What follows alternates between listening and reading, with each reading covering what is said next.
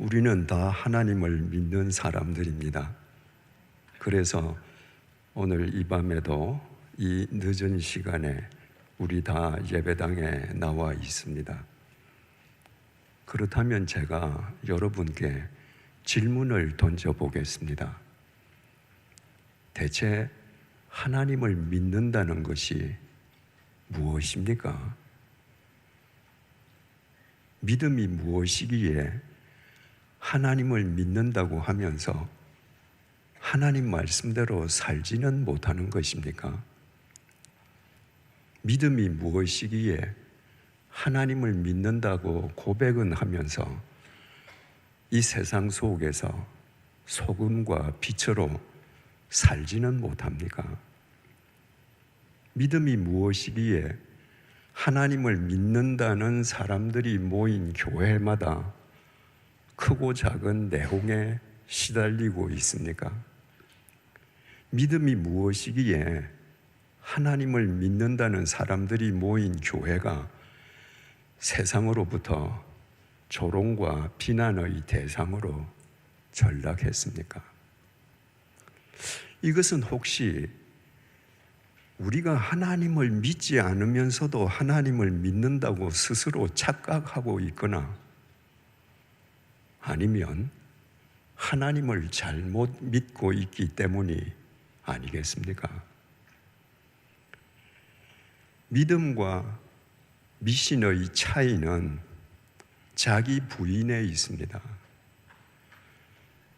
미신을 신봉하는 사람들은 자기의 재물이나 자기의 재주, 탤런트, 무엇이든 자기에게 있는 것으로 신을 달래고 얼러서 자기 목적을 성취하는 것입니다.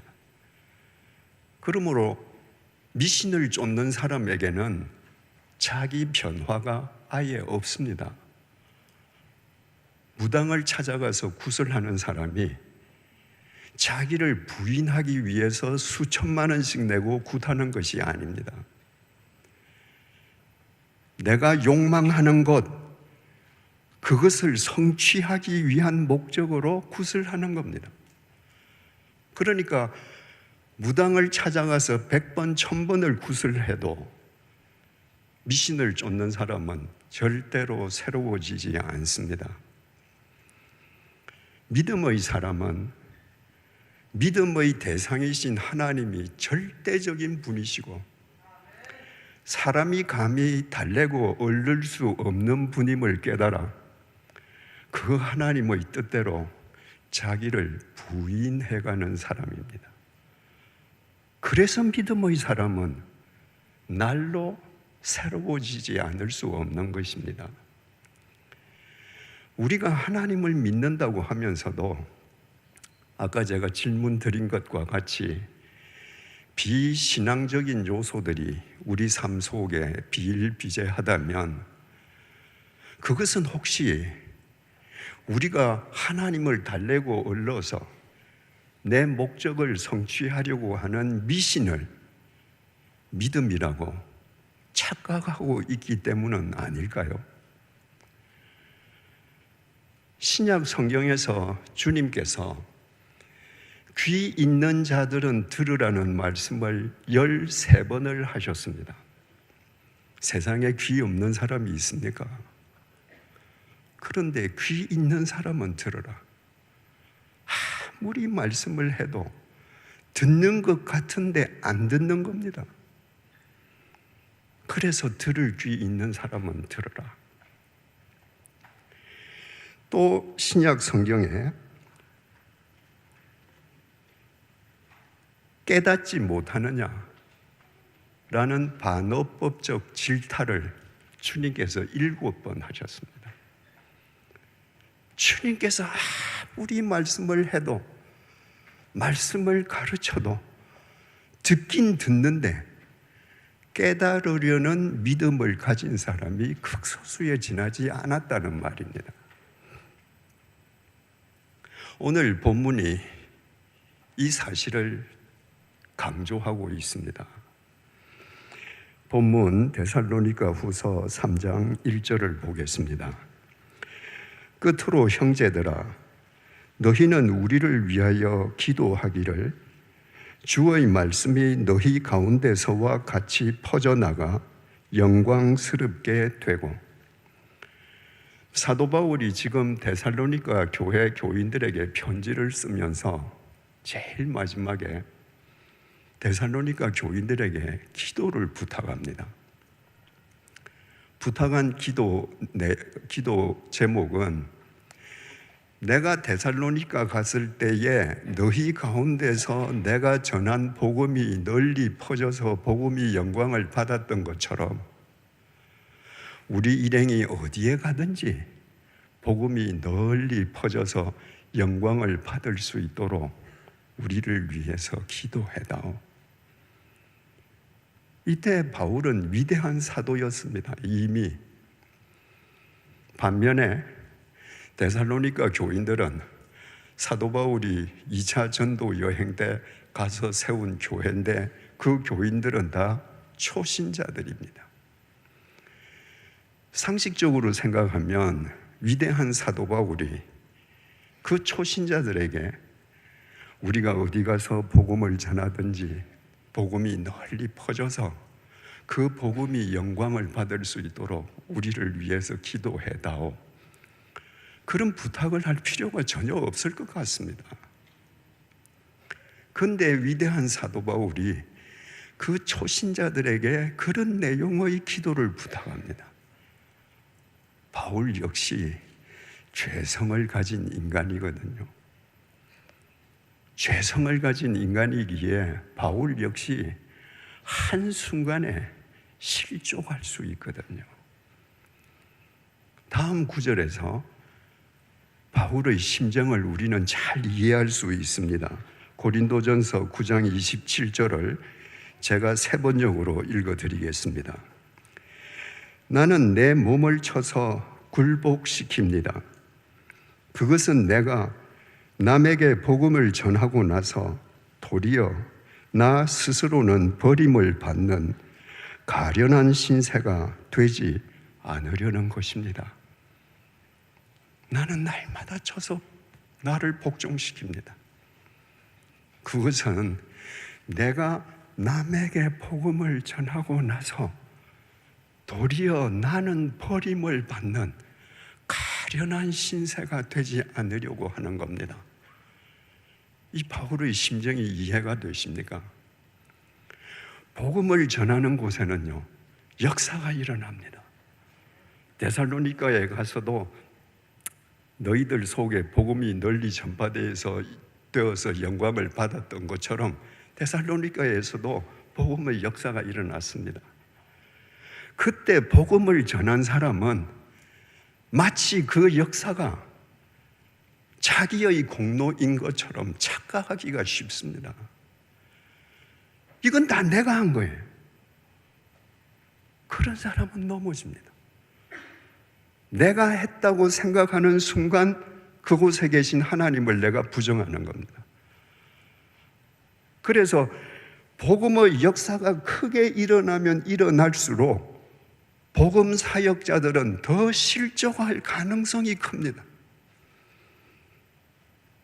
그래서 바울은 내가 복음을 전하고 내가 하나님으로부터 버림받는 가련한 신세가 되지 않도록 내 속에서 공명심이 고개를 치들 때마다 내 속에서 교만이 불긋불긋 솟아오를 때마다 나는 나를 쳐서 복종시킵니다. 이 맥락에서 초신자들인 데살로니가 교인들에게 우리를 위해서 기도해다오. 2절입니다. 또한 우리를 부당하고 악한 사람들에게서 건지시옵소서 하라. 믿음은 모든 사람의 것이 아니니라. 바울이 부탁한 두 번째 기도 제목 내용은 우리를 부당하고 악한 사람들에게서 건지시옵소서 하고 기도해 주라. 부당하고 악한 사람에게서 벗어날 수 있도록, 바울이 표현한 부당하고 악한 사람은 두 부류를 의미하고 있습니다. 첫 번째 부류는 교회 밖의 악한 무리입니다. 유대 교인들은요, 멀쩡하게 유대교를 믿다가 예수를 쫓는 그리스도인들을 유대교의 배교자로 여겼습니다. 그래서 어디서나 유대 교인들은 예수 믿는 사람들을 핍박했습니다. 그들에서 벗어날 수 있도록 기도하자. 두 번째 부당하고 악한 무리는 교회 내에 있는 사람들입니다. 교회 내에 있는 거짓 교사들이에요. 그들도 처음에는 예수를 잘 믿던 사람들입니다. 그런데 어느 순간에 명예욕에 빠지거나 물질욕에 빠지거나 독선적인 자기 생각에 사로잡혀서 자기 의의를 드러내면서 복음과 무관한 자기의 생각을 마치 하나님의 말씀인 것처럼 거짓으로 가르치는 거예요. 바울이 2차 전도 여행 때 세웠던 데살로니가 교회에 두 번씩이나 데살로니가 전서, 후서, 편지를 두 번씩이나 썼던 이유도 그 데살로니가 교회 안에 임박한 종말을 외치는 거짓 교사들이 생긴 거예요. 그러니까 정말 아름다운 믿음을 가지고 있던 그 교인들이 바울이 떠난 뒤에 이 임박한 종말을 외치면서 교인들을 겁박하는 거짓 교사들로 인해서 교인들 사이에 혼란이 생긴 겁니다. 그래서 지금 바울이 편지를 쓰고 있는 겁니다. 그런 교회 외부의 악한 세력, 교회 내의 악한 세력으로부터 벗어날 수 있도록 우리 기도하자, 기도해 주라. 그러면서 바울이 내린 결론이 우리의 주의를 끕니다. 제가 다시 읽겠습니다. 또한 우리를 부당하고 악한 사람에게서 건지시옵소서 하라. 믿음은 모든 사람의 것이 아니니라. 절대로 우리가 잊어서는 안 될 말씀입니다. 믿음은 모든 사람의 것이 아니다. 이건 역시 두 가지 의미가 있습니다. 첫째 의미는 모든 사람에게 구원의 기회가 주어지는 것은 아니라는 것입니다. 안티옥 교회에서 공동 목회를 하던 바울과 바나바는 주님의 부르심에 따라서 1차 전도 여행에 나갑니다. 1차 전도 여행을 끝내고 수리아 안티옥 교회로 돌아온 바나바하고 바울은 얼마 지나지 않아서 2차 전도 여행을 계획합니다. 1차 전도 여행 때 자기들이 방문했던 도시들을 다시 방문해서 1차 전도 여행 때 복음을 받아들였던 그리스도인들의 믿음을 북돋아 주기 위함이었습니다. 근데 출발하기 직전에 마가라는 청년 수행원을 데리고 가는 문제로 바울과 바나바가 결별하게 되었습니다. 바나바는 마가를 데리고 가자는 겁니다. 근데 그 마가는 부잣집 아들인데 1차 전도 여행 때 도중에서 무단 이탈해서 집으로 가버린 사람입니다. 그러니까 바울은 그런 무책임한 청년을 또다시 데려갈 수 없다고 반대했습니다. 그런데 바나바에게 그 마가라는 청년은 사촌 동생이었습니다. 골로새서에 마가가 바나바 생질이라고 번역이 되어 있는데 헬라어 아네프시오스는 생질, 조카가 아니고 사촌 동생을 뜻합니다. 그러니까 바나바는 1차 전도 여행 때 자기 사촌 동생 마가가 비록 실수했다 할지라도 자기 혈족에게 한 번 더 기회를 주기 위해서 마가를 데리고 가겠다는 겁니다. 그 문제로 두 사람이 결별했습니다. 바나바가 마가를 데리고 1차 전도 여행 때 첫 번째 기착지였던 구브로로 내려갔기 때문에 바나바와 결별한 바울은 실라를 데리고 반대편인 터키 위로 올라갔습니다. 바울은 터키 대륙으로 가서 그 중부 지방에서 복음을 전하려고 했습니다.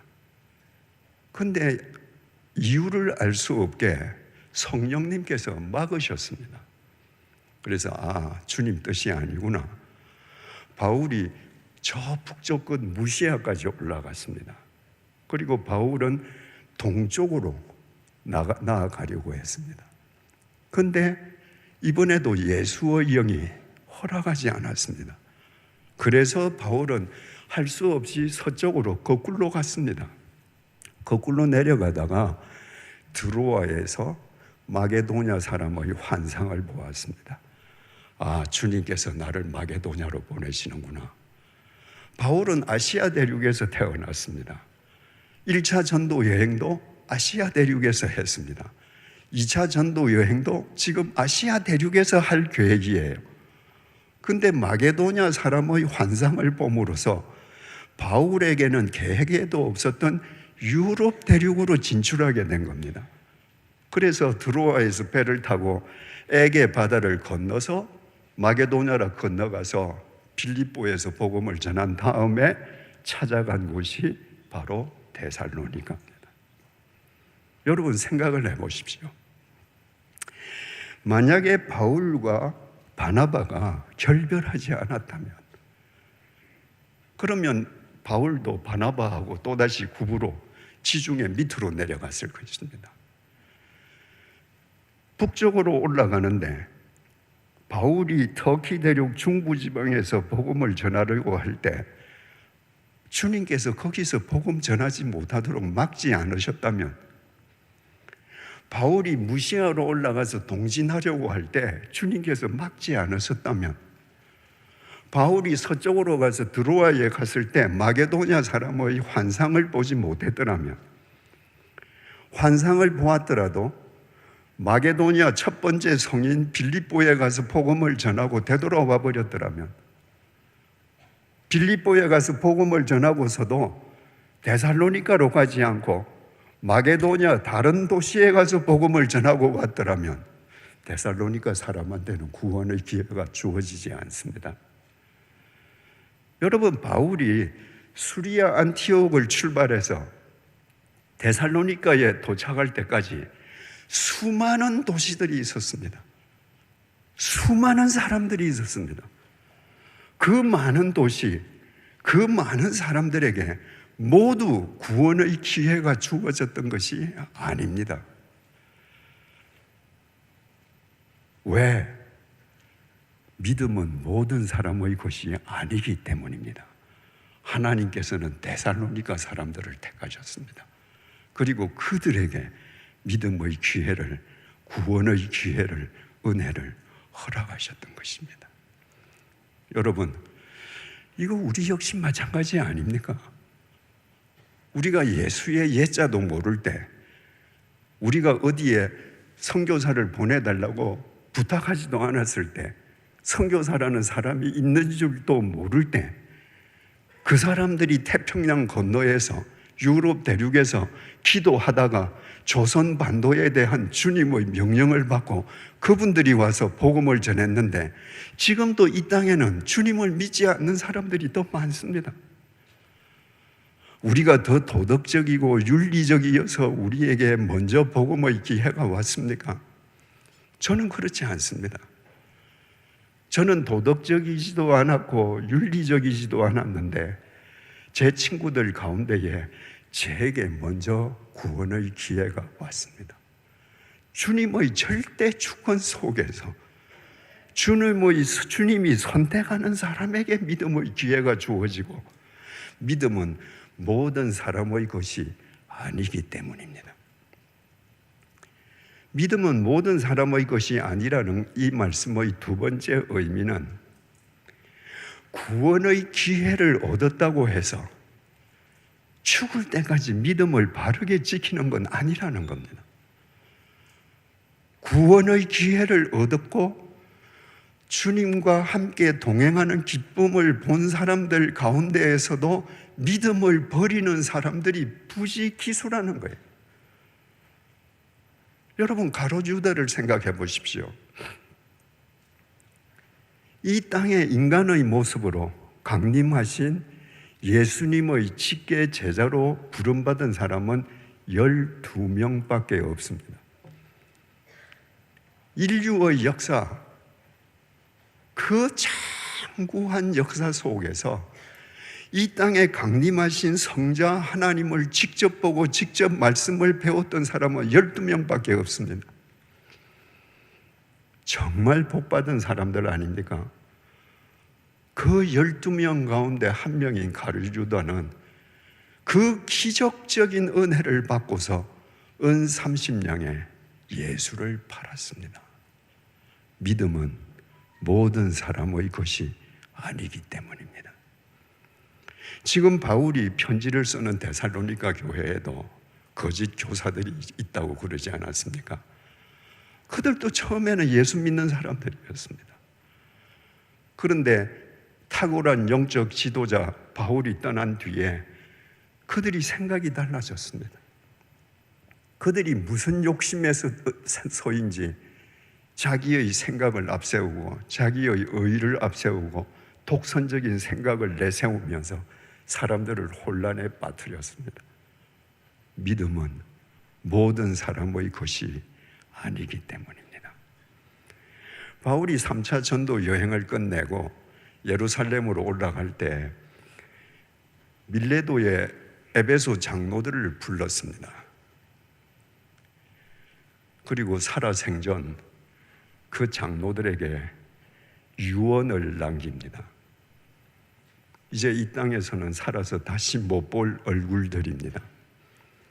그 에베소의 장로들은 전부 바울이 에베소를 찾아가서 복음을 전했고 바울이 그들을 장로로 세웠고 바울이 그들의 머리 위에 손을 얹고 안수했던 사람입니다. 그러면 바울이 그들에게 마지막 유언을 남긴다면 그 장로들에게 덕담을 해야 되지 않겠습니까? 내가 떠난 뒤에라도 설령 내가 순교했다 하는 소리를 여러분들이 듣더라도 여러분들이 내게 배운 대로 복음을 따라서 예수의 제자로 살다가 하늘나라에서 우리 함께 만날 줄로 믿는다. 이게 상식입니다. 바울은 그러지 않았습니다. 사도행전 20장 29절에서 30절입니다. 내가 떠난 후에 사나운 이리가 여러분에게 들어와서 그 양떼를 아끼지 아니하며, 이 이리는 외부에서 들어오는 거짓 교사들, 외부의 악입니다. 그들이 양떼를 아끼지 아니하고 양떼를 해칠 것이다. 이리에게 양떼는 오로지 배불려주는 먹이감밖에 안 되거든요. 그 다음에 이렇게 말합니다. 또한 여러분 중에서도 제자를 끌어 자기를 따르게 하려고 어그러진 말을 하는 사람들이 일어날 줄을 내가 아노라. 지금 장로들을 앉혀놓고 외부에서 이리가 들어와서 양떼를 아끼지 않을 거야. 그리고 너희 가운데에서도 교인들을 예수를 따르게 하는 게 아니라 너희들을 따르게 하려고 어그러진 말을 하는 사람들이 나올 줄 내가 안다. 안다는 건 본다 이 얘기입니다. 내 눈에 보여. 누가 그럴 줄. 어그러진 말이라는 게 디아스트레포, 왜곡시킨다는 말입니다. 교인들에게 하나님의 말씀을 왜곡해서 주머니를 불릴 사람이 나오는 거 내가 보고 있어. 교인들을 전부 하수인 삼아서 교주 노릇할 사람이 나올 줄 내가 알고 있어. 여러분, 바울이 자기가 복음을 전하고 자기가 세례를 주고 자기가 안수를 준 장로들을 놓고 어떻게 이런 얘기를 하겠습니까? 믿음은 모든 사람의 것이 아니기 때문입니다. 장로 장립받아도 얼마든지 믿음에서 떠날 수 있습니다. 여러분, 이처럼 믿음은 모든 사람의 것이 아닙니다. 오늘 우리가 이 자리에 앉아 있다고 해서 저를 포함해서 우리 모두가 우리 코끝에서 호흡이 멎는 순간까지 참된 그리스도인으로 살아있을 것이라는 보장이 없습니다. 왜? 믿음은 모든 사람의 것이 아니니까. 이건 이재철이의 말이 아니라 하나님의 말씀이기 때문입니다. 그렇다면 어떻게 해야 하겠습니까? 우리에게 주신 이 믿음의 기회를 우리가 주님 부르시는 날까지 끝까지 지키면서 매일 성숙한 그리스도인이 되기 위해서는 믿음이라는 이 추상적인 단어를 내 삶의 현장에서 어떤 뜻을 가지는지 구체적인 용어로 대체하고 규명하는 노력이 수반되어야 합니다. 그것 없으면요, 여러분들이 믿는다고 열심히 교회 나오고 기도하고 봉사하고 다 하는데 실은 미신일 수도 있고 실은 믿지 않는 것과 같을 수도 있고, 그러니까 내게 있어서 믿음이 뭔가? 믿음은 추상명사인데 이 추상명사가 내 삶의 현장에서 구체적으로 어떤 단어로 대체될 수 있는가? 여러분들의 언어로 생각해야 합니다. 제가 쓴 책들 가운데에는 한 챕터를 믿음이라는 추상명사를 구체적인 단어로 대체해서 함께 묵상을 나눈 챕터들이 있습니다. 예를 들면 이런 겁니다. 첫째로, 믿음은 순종이다. 여러분, 믿음은 순종입니다. 하나님의 말씀에 대한 순종입니다. 내가 하나님 말씀에 순종하지 않고 하나님을 믿는다, 거짓말입니다.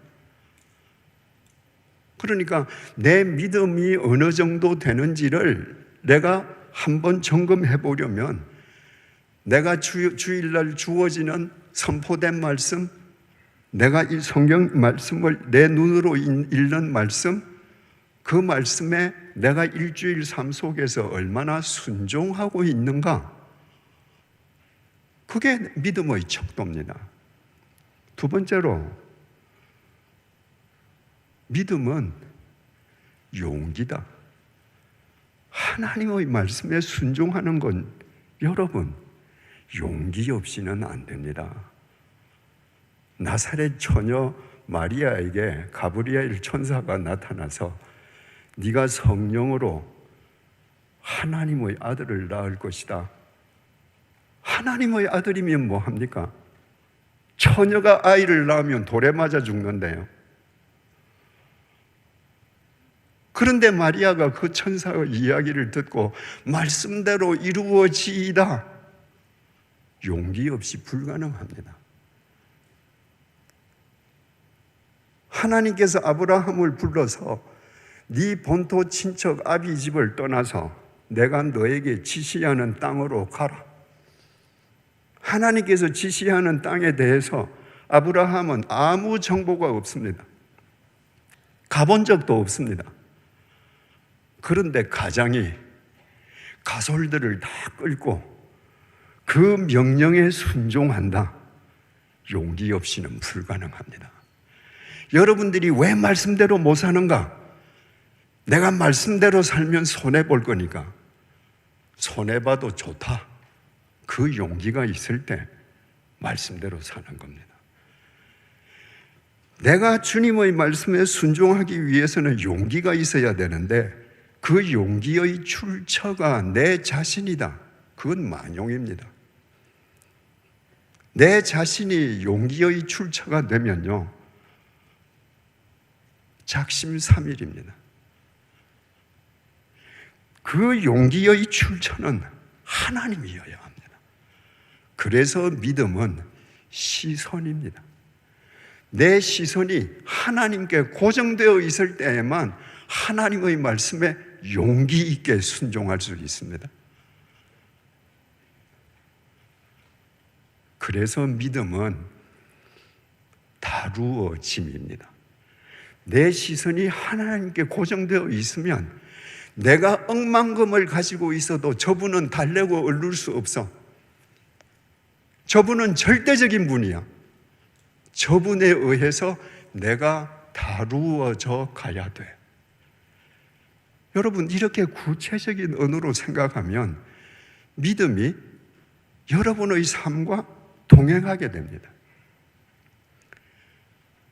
오늘도 우리가 믿음을 구체적인 표현으로, 세 표현으로만 한번 생각을 해보겠습니다.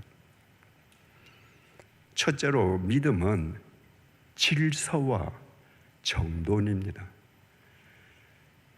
내가 하나님을 믿는다면 내 삶에 질서가 생겨야 하고 모든 것이 정돈되어야 합니다.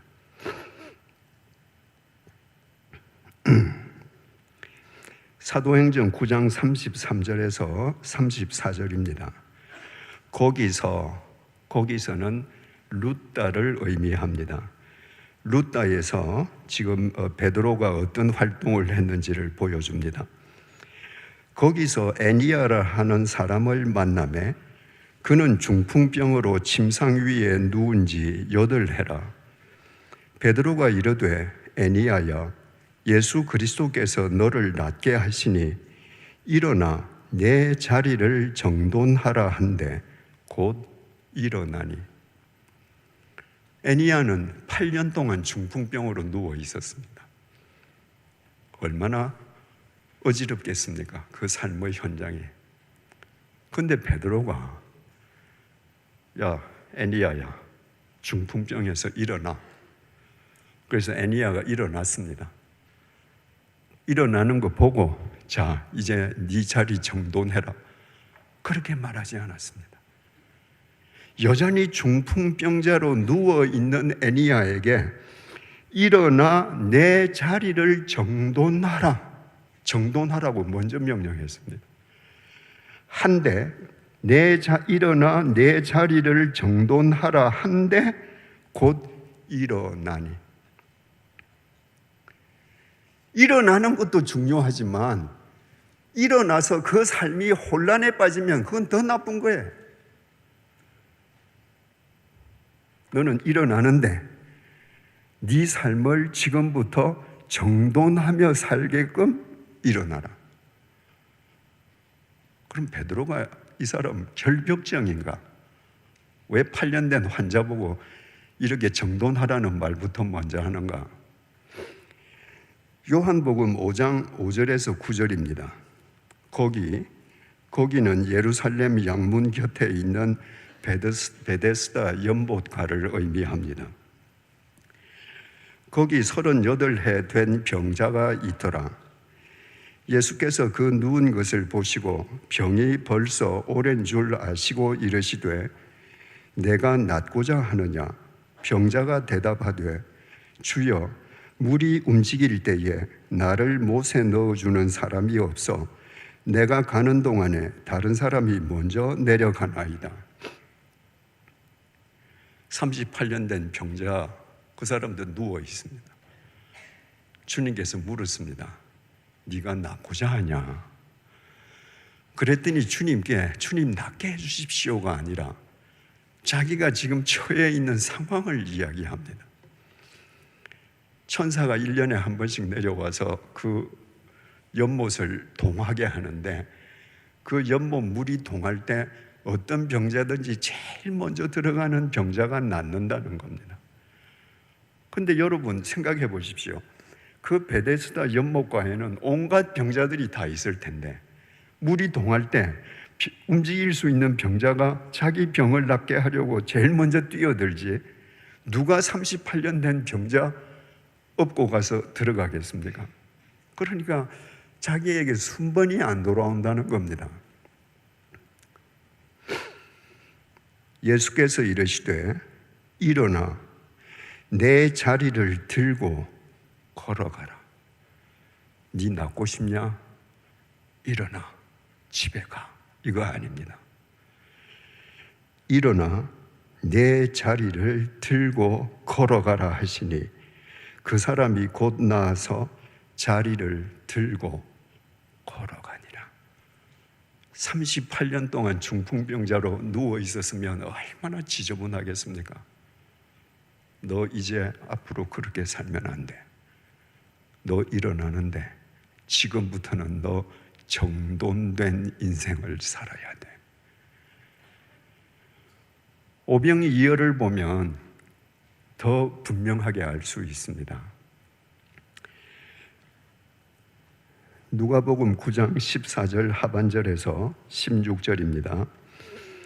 제자들에게 이르시되 때를 지어 한 50명씩 앉히라 하시니 제자들이 이렇게 하여 다 앉힌 후 예수께서 떡 5개와 물고기 2마리를 가지사 하늘을 우러러 축사하시고 떼어 제자들에게 주어 무리에게 나누어 주게 하시니. 여러분, 이 현장에 여자와 아이를 빼고 남자 장정만 5,000명이 있다고 되어 있지 않습니까? 그러니까 남자 장정이 자기 아내 한 사람 혹은 자기 아이 한 사람을 대동했다면 지금 10,000명이 있는 겁니다. 주님께서 어린아이가 가지고 있던 떡 5조각과 빵 5조각과 물고기 2토막으로 그들을 먹게 하시는데, 만약에 주님께서 축사하시고 빵을 나누어 주기 시작하시면 어떻게 될까요? 그 10,000명이 앞으로 뛰어나와서 압사사고 날 겁니다. 질서가 없으면요, 약육강식이 생깁니다. 질서가 없으면요, 인간의 죄성이 폭발합니다. 그래서 약자가 손해봅니다. 주님께서는 이 빵을 나누시기 전에 제자들에게 이 많은 사람들 50명씩 원을 그리고 앉게 해라. 여러분, 10,000명을 50명씩 앉게 하면 200개의 원입니다. 시간 많이 걸리겠죠. 그 200개의 원을, 50명씩 원을 그린 200개의 원을 먼저 만들고 질서를 확립하고, 그리고 주님께서 축사하시고 빵을 떼고 생선을 계속 떼시면서 제자들에게 주셔서 너희들이 저 한 그룹 한 그룹한테 가져다 줘라. 먹는 것 앞에서 야성이 되지 않도록 질서를 지키도록. 해가 질 무렵에 오병이어를 떼기 시작했으니까 그 사람들 다 앉히고 주님께서 축사하셔서 나누어 주고 배불리 먹었으면 캄캄한 밤이 되었겠죠. 요한복음 6장 12절에서 13절입니다. 그들이 배부른 후에 예수께서 제자들에게 이르시되 남은 조각을 거두고 버리는 것이 없게 하라 하시므로 이에 거두니 보리떡 5개로 먹고 남은 조각이 12바구니에 찼더라. 그 캄캄한 밤에 예수님께서 수고들 많았다, 이제 빨리 집에 가라, 그러지 않으셨습니다. 떨어져 있는 부스러기들 다 정돈해라. 먹고 마구 어질러 놓고 가면 그건 짐승이죠. 사람은 정돈해야 됩니다. 예수님께서 우리에게 요구하시는 것이 바로 이겁니다. 태초에 이 땅이 혼돈 속에 있었습니다. 카오스였습니다. 그 속에서 하나님께서 우주 만물, 코스모스를 만드셨습니다. 카오스는 혼란, 코스모스는 질서라는 말입니다. 하나님께서는 태초에 질서부터 만드셨습니다. 진리가 뭔지 아십니까? 영원한 질서입니다. 참 생명이 뭔지 아십니까? 정돈된 생명입니다. 그래서 그리스도인들은 무엇을 하든 어디에 있든 그 삶이 질서가 확립되고 정돈된 삶이어야 합니다. 여기 치과 의사 선생님이 계신지 모르겠습니다만은 치과 의사 선생님은 사람들을 볼 때 그 사람의 치아를 먼저 보신다고 그래요. 그러면 대개 그 사람을 파악할 수가 있다고 그럽니다. 재화 기술자, 구두를 만드는 기술자는 사람을 만날 때 얼굴을 먼저 보지 않고 구두를 본다고 그래요. 구두가 그 사람을 나타낸다는 거죠. 저는요, 사람을 볼 때 그 사람이 떠난 자리를 봅니다. 믿음이 좋다고 소문났는데 앉았다 일어나고 가고 나면 모든 게 어질러 있습니다. 믿음 아닙니다, 여러분. 믿음은 사랑과의 관계에서, 업무 관계에서, 모든 관계에서 질서와 정돈을 확립해 가는 겁니다. 그 속에서 주님의 역사가 일어나는 겁니다. 두 번째로, 믿음은 고난을 위로의 통로로 승화시키는 것입니다. 대한제국 멸망사를 쓴 호머 헐버트 박사는 일제치하 때에 우리나라 독립을 위해서 애쓰셨던 선교사님이십니다. 그분이 쓴 대한제국 멸망사에는 이런 구절이 있습니다. 조선인들은 철학적으로는 불교적이고 사회적으로는 유교적이고 고난을 당하면 미신적이 된다. 그러므로 조선의 한 크리스찬이 그 믿음이 참된지 아닌지는 그 사람이 고난을 당할 때 어떻게 대응하는지를 보면 된다. 정말 적확한 표현입니다.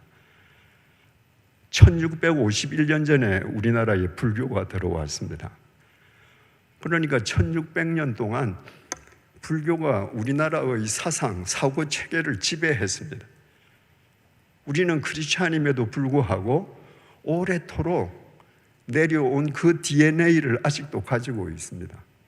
철학적으로는 불교적인 사고방식을 하는 경우가 많죠. 사회적으로는 유교적입니다. 조선 500년 동안에 유교가 우리를 지배하지 않았습니까? 유교는 지배자의 논리입니다. 작은 자가 큰 자를 섬기는 논리입니다. 예수의 정신은 큰 자가 작은 자를 섬기는 겁니다. 근데 그렇습니까? 예배당 안에서도 작은 자가 큰 자를 섬기는 유교 사상이 팽배해 있습니다. 아직도 우리는 사회적으로 유교적인 거예요. 크리스찬들이 고난은 무조건 당하지 않으려고 합니다. 그래서 크리스찬들이 고난을 당하면 미신적인 태도를 보일 때가 많습니다. 여러분, 하나님께서 살아계시고 내 삶 속에 내 인생의 주관자로 계시는데 내 삶 속에 고난이 있다면 그것이 피할 대상이겠습니까? 내 속에 고난이 있다면 하나님의 신비로운 섭리와 뜻이 있지 않겠습니까? 고린도후서 1장 6절입니다. 우리가 환난 당하는 것도 너희가 위로와 구원을 받게 하려는 것이요 우리가 위로를 받는 것도 너희가 위로를 받게 하려는 것이니 이 위로가 너희 속에 역사하여 우리가 받는 것 같은 고난을 너희도 견디게 하느니라.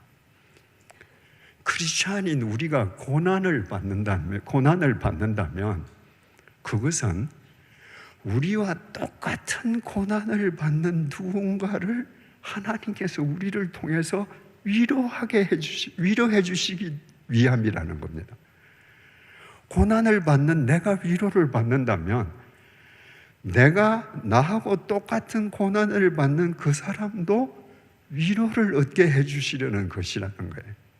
그래서 나하고 똑같은 고난을 받는 그 사람이 그 고난을 늠름하게 감수해서 그 사람이 또 누군가 고난받는 사람에게 그 삶 자체가 위로가 되게 하는 거라는 겁니다. 제가 2013년도에 전립선암 선고를 받고 수술을 받았습니다. 전립선암 말기암이었는데 이 전립선암이 방광으로 터져서 전립선을 통째로 드러내면서 방광 일부도 절제를 했습니다. 그리고 방사선 치료를 31번을 받고 호르몬 치료를 2년을 받았습니다.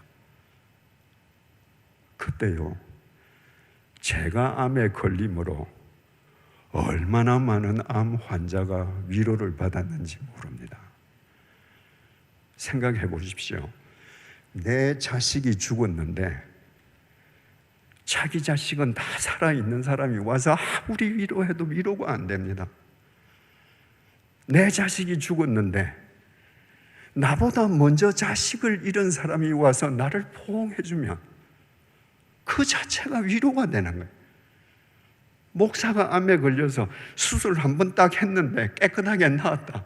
그게 아니고 방사선 치료 31번 받고 2년 동안 호르몬 치료받고, 그러니까 정말 많은 암 환자들이 위로를 받았거든요. 그분들이 그 위로를 받고 그 암 투병을 늠름하게 겪어내면 그분들의 삶이 누군가 다른 암 환자에게 위로가 됩니다. 그래서 또 그분이 그 암 환자를 보고 꿋꿋하게 살기 시작하면 이 암 환자를 보고 또 딴 암 환자가 또 위로를 받지 않겠습니까? 저는 제가 암에 걸렸기 때문에 이 사람 걸러 저 사람 걸러 얼마나 많은 사람에게 하나님의 위로가 전해졌는지 저는 모릅니다. 그러나 제가 나중에 죽어서 하나님 나라 가면 알게 될 것입니다. 여러분이 누군가 고난받는 사람을 위로하기 위해서 하나님께서 나를 택하신 주님의 섭리라는 걸 믿으면 여러분이 고난에 무너지겠습니까? 고난이 여러분을 금강석까지 더 강하게 재련해 주지 않겠습니까?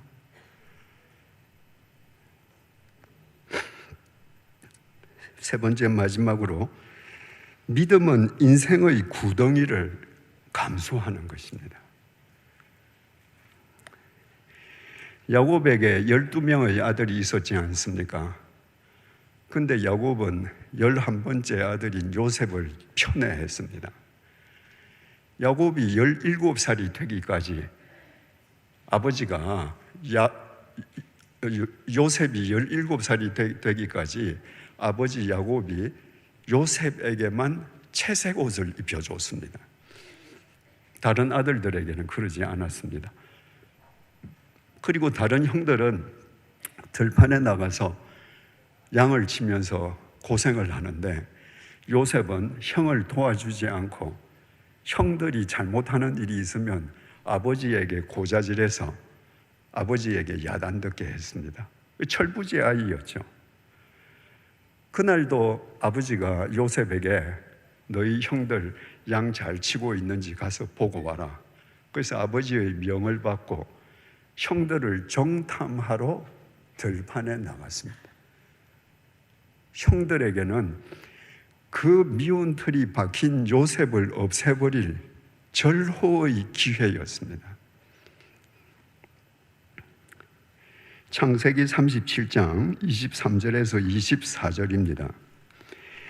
요셉이 형들에게 이르매 그 형들이 요셉의 옷 곧 그가 입은 채색 옷을 벗기고 그를 잡아 구덩이에 던지니 형들이 요셉을 보자마자 요셉의 채색 옷부터 벗겼습니다. 그 채색 옷이야말로 형들에게는 원한과 정오의 옷이었습니다. 그리고는 근처에 있는 구덩이에 던졌습니다. 구덩이가 히브리 말로 보르인데 우물이라는 말이기도 합니다. 목동들이 일을 하다가 물을 얻기 위해서 광야 곳곳에 우물을 파둡니다. 그 광야에 물이 없지 않습니까? 그러니까 물이 나도록 우물을 파려면 굉장히 깊게 파야 되는 겁니다. 그러니까 우물에 빠졌다. 누가 건져주지 않으면 죽는 겁니다. 그 우물 속에 물이 있다. 즉사하는 겁니다.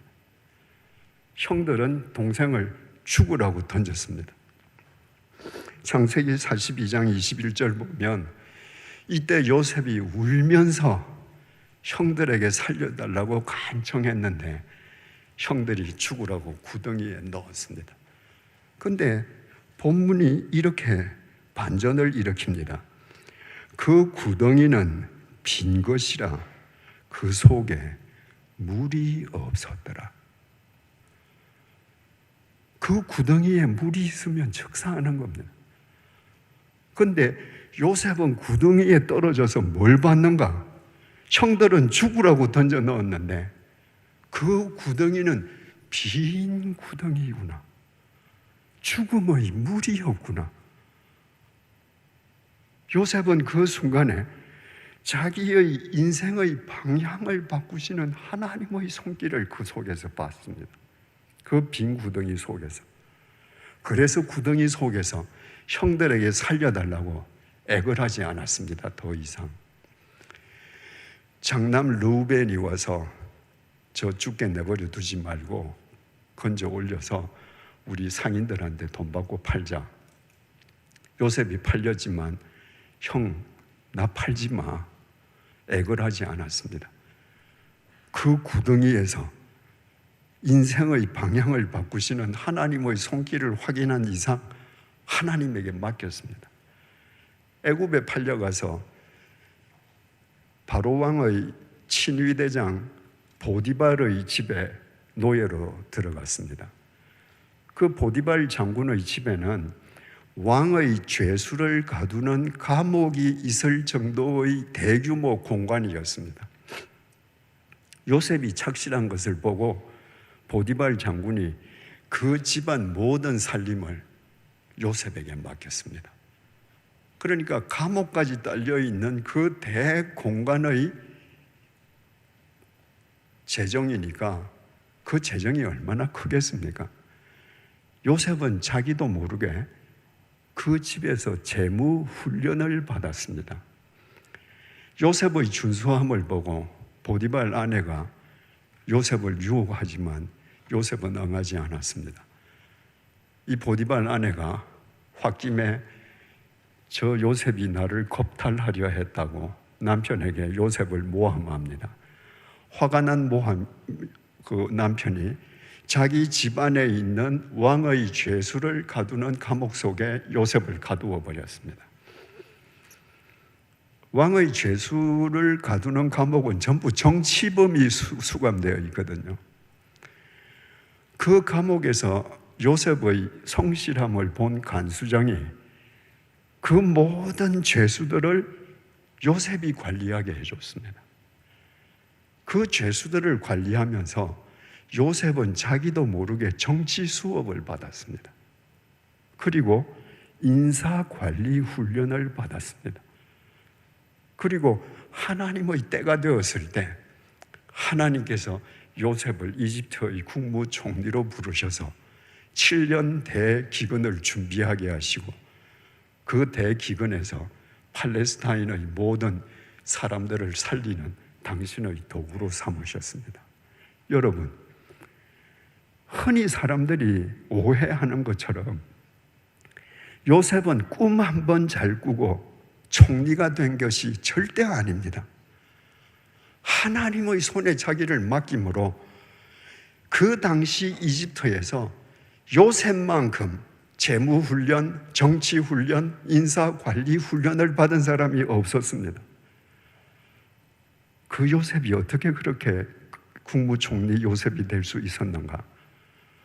웅덩이에 빠졌을 때 그 웅덩이가 형들은 죽음의 웅덩이라고 던졌지만 빈 웅덩이로 하나님의 은혜를 채우는 새로운 인생 방향의 웅덩이, 죽음의 물이 없는 하나님이 인도하시는 인생의 용광로인 것을 깨달았기 때문에 그렇게 된 것입니다. 여러분, 고난이라고 하는 것은 경제적으로나 육체적으로나 심적으로나 당하는 괴로움과 어려움입니다. 그런데 인생의 웅덩이는 고난과 다릅니다. 나에게 여전히 돈이 많습니다. 나에게 여전히 건강이 있습니다. 나에게 능력이 있습니다. 나를 도와줄 사람들이 도처에 있습니다. 그런데 내가 꼼짝달싹하지 못하게 빠지는 게 웅덩이입니다. 예를 들어서 내가 어느 날 무서운 사건의 범인으로 지목되어서 아무리 해도 누명을 벗을 수가 없습니다. 법정에서 내 진실을 아무리 밝혀도 판사도 믿어주지 않습니다. 이것이 인생 웅덩이예요. 건강하기 짝이 없었는데 불의의 사고를 당해서 평생 양손에 목발을 짚고 다녀야 되게 됐습니다. 이것이 인생 웅덩이입니다. 평생 외아들 하나 보고 내 모든 걸 걸고 살았는데 이 외아들이 불의의 교통사고로 죽었습니다. 그게 인생 웅덩이입니다. 내 힘으로 어떤 손도 쓸 수 없는 겁니다. 그럴 때 사람들은 그 구덩이만 보고 절망합니다. 자포자기합니다. 여러분, 믿음의 사람은 인생 구덩이를 만날 때 그것이 죽음의 구덩이가 아니라 하나님의 은혜로 채워질 빈 구덩이를 보는 눈을 가져야 합니다. 그리고 하나님께 맡겨야 합니다. 그때 하나님께서 내가 생각하지 못한 방향으로 내 인생을 끌어가시는 겁니다. 우리는 내가 원하는 대로 내 인생이 되기를 원합니다.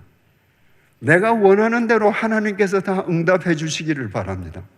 그러면 하나님은 여러분 이상이 아닙니다. 하나님은 창조주시기 때문에 내가 상상할 수 없는 분이십니다.